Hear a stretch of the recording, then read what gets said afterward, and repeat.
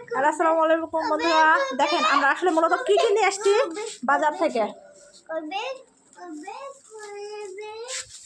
হ্যাঁ রাখেন রাখেন না, এটা বাবার একটা খেলনা, এটা বাবার খাবার জিনিস, এটা হচ্ছে জিলাপি, এটা হচ্ছে মুড়ি মাখানো 12 ভাজা, এটা হচ্ছে আমাদের পেঁয়াজি, এটা হচ্ছে আমাদের চমচম, এইটা বাবাটা বসে আছে তার খেলনা নিয়ে, এইটা হচ্ছে ভুট্টা, আর এই হচ্ছে পছন্দের চাল তার আচার।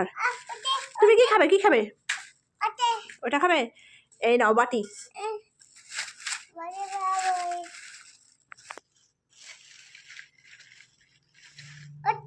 ওটা খাবে, খাও।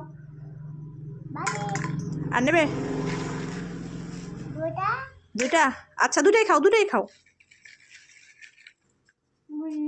হ্যাঁ থাও বন্দুক।